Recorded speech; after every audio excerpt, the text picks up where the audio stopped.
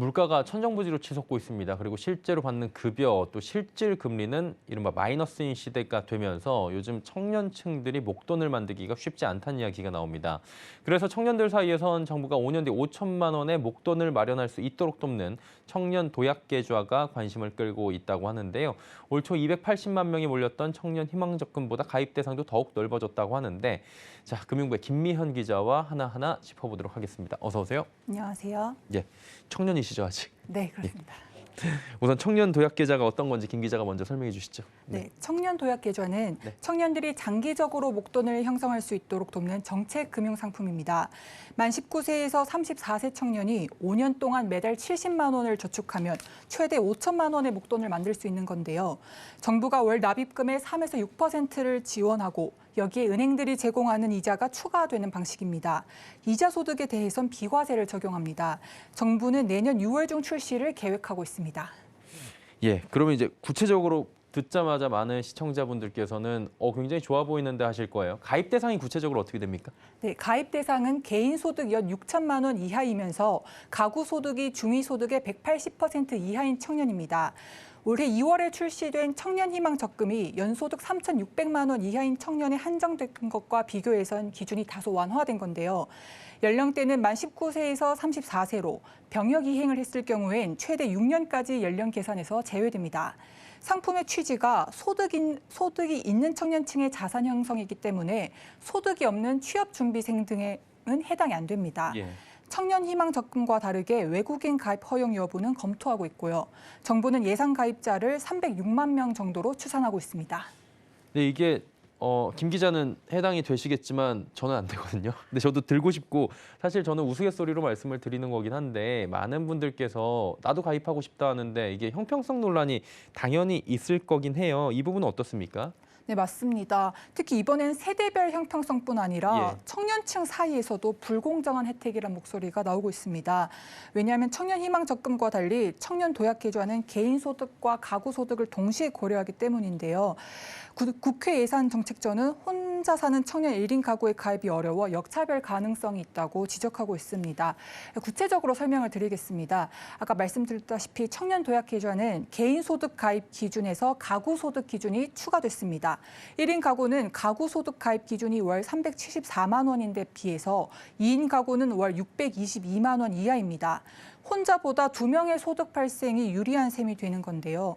때문에 혼자 사는 청년은 가입이 어려울 수 있다는 겁니다. 국토연구원에 따르면 19세에서 34세 청년 1인 가구는 지난해 기준 194만 가구에 달합니다.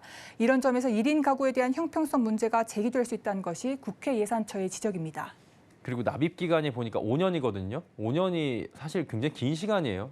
금융 트렌드가 최근에는 빠르게 변화하고 있는데 이게 트렌드에는 좀 맞지 않는 거 아니냐, 정책 실효성이 의심된다, 뭐 이런 얘기들 나올 수 있는 건데 어떻습니까? 네, 맞습니다. 청년도약 계좌의 만기가 당초 고려했던 10년에서 5년으로 단축됐는데요. 그럼에도 여전히 길어서 최근 청년들의 성향과 맞지 않다는 의견들이 많습니다. 실제로 청년희망 적금의 경우 연 10%대의 파격적인 금리 상품인데도 불구하고 출시 석 달 만에 벌써 17만 명이 중도해지를 했습니다. 또 사업 시행이 6년이 넘은 내일 채용 공제도 2년 유지율이 60% 정도에 그치면서 3년형은 이미 폐지된 상황입니다. 이렇게 청년층의 장기 상품 중도 해지율이 높은 이유에 대해서는 여러 의견이 나오고 있습니다. 백종호 하나금융경영연구소 연구위원은 청년층이 결혼, 주택 마련 등 자금 소유 요인이 불시에 발생할 수 있는 연령대고 또 장기 저축 상품에 가입한 경험이 적은 청년들에겐 5년간 높은 금액을 납입하기는 어려울 수 있다고 진단했습니다. 네.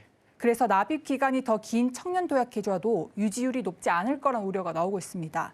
전문가들도 본 정책의 취지를 달성하기 위해선 기간별로 옵션을 다양하게 하는 등 가입자의 저축 요인을 높이는 방법 등을 고려해야 한다고 조언하고 있습니다. 이 부분은 전문가 얘기 직접 들어보시겠습니다. 청년들이 단기 상품에 큰 선호도를 보이는 경향이 있습니다. 따라서 장기 상품 가입 요인을 강화해야 되고 초기 출시 이후에 가입률이 일정 수준 이상 안정적으로 유지된다면 정부 기여 비율을 늘려가면서 만기를 늘리는 것도 생각해 볼 수 있겠습니다. 예, 그리고 이 밖에 혹시 청년들이 좀 눈여겨볼 만한 정책 금융 상품들이 또 존재합니까? 네, 찾아보니까 많더라고요. 예. 우선 중간 계층 청년의 자산 형성을 돕는 청년 내일 저축이 있습니다. 이 적금은 월 10만 원씩 저축하면 정부가 월 10만 원씩 3년간 지원해 만기 시 최대 1,478만 원을 받을 수 있는 상품입니다. 이외에도 중소기업 취업을 촉진하기 위한 청년 내일 채무 공제, 청년 주거 지원 방안으로 제공되는 청년 우대형 청약 통장 등이 있습니다. 이를 비롯해 서울시와 부산시 등 지방자치단체에서 지원하는 프로그램들이 있습니다. 또 서민금융진흥원의 서민금융 한눈에 서비스를 이용하는 것도 방법입니다. 이를 활용하면 지자체와 자신이 1:1 매칭으로 지원금을 적립해 자산 형성을 할 수 있는 여러 상품들을 한눈에 확인할 수 있습니다. 예, 잘 찾아보면 이런 좋은 상품들이 있다라는 부분을 오늘 확인할 수 있네요.